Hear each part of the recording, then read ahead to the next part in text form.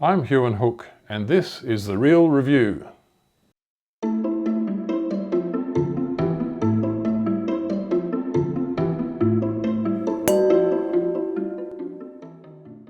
The wine we're tasting today is the Prancing Horse Estate, the magnificent Muriel Reserve Chardonnay 2019 from the Mornington Peninsula.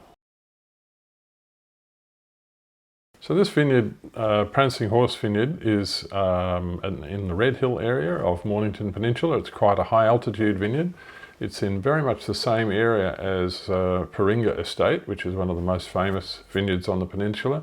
So quite high altitude, but unlike Prancing, it is a cooler site where the wines have quite high acidity.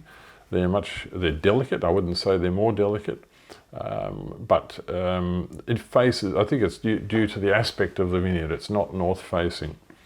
So the Chardonnay in particular has quite crisp acidity and undergoes at least a partial malolactic fermentation to soften the acidity. The wines are really starting to come up in the world. They are now being made by the people at Mornington Estate, which is Rick McIntyre and Jeremy Magyar. Prancing Horse Estate, I think it's you have to say that it has some sort of allusion to Ferraris. I don't know whether the owner Tony Hansi is a Ferrari driver, but the other possibility on the Mornington Peninsula is a lot of these farms used to be horse properties where horse studs were run in the past. In fact, there are still plenty of horse properties down on the peninsula.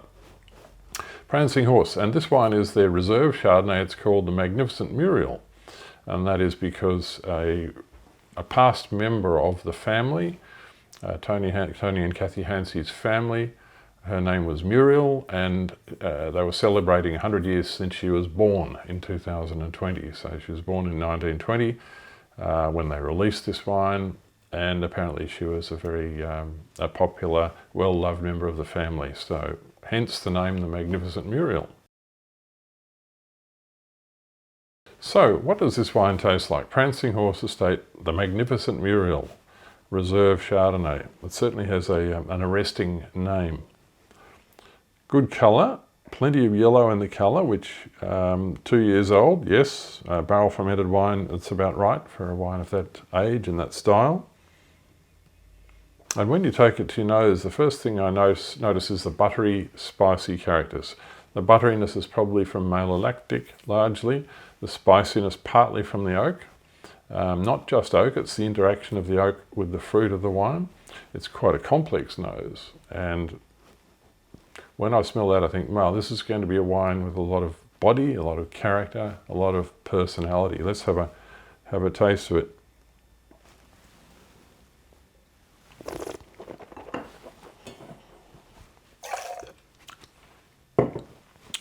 And it certainly is that. It's got full body.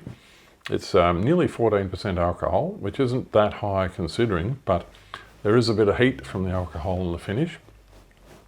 And I think they've left a little bit of phenolic in the wine, which gives a slight grip and texture to the palate, which will help it go with food.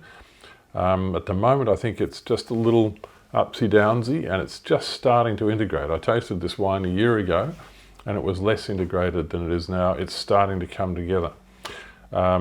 It's been built as a wine for cellaring, so I suspect the owners are not concerned about how it tastes now, because it's wine that is going to be even better in the future. There's not much doubt about that. Excellent richness and personality, probably a bit like Muriel herself, I guess. How do we rate this wine then? We gave it 92 out of 100, which is a good strong silver ribbon score. It was rated 23 out of 41 Chardonnays from that region and that vintage. As I said before, I expect this wine to improve with age. It's a wine which is taking time to really hit its straps. We've said drink it from now till 2030. You could certainly drink it now. There's no problem doing that. But I suspect it will be even better in a year or two. And drink it till 2030, it suggests that it's going to live for at least 10 years. I think it will probably live quite a bit longer than that if it's kept well. The food match. We usually ask the winemakers what they would like to serve with this wine. We didn't get an answer on this one, and I'm going to put in my own tuppence worth. I think that big full-bodied Chardonnay goes terrifically with full-bodied chicken dishes or lobster / crayfish / yabby / prawn kind of dishes. Prawn risotto is wonderful. But when I taste this wine, which is so big and full of flavour and rich and complex, I think of lobster thermidor, which is made with quite a lot of mustard. And it's a strong dish, but it has the richness, the butteriness that would go really well with this wine. So cheers to that.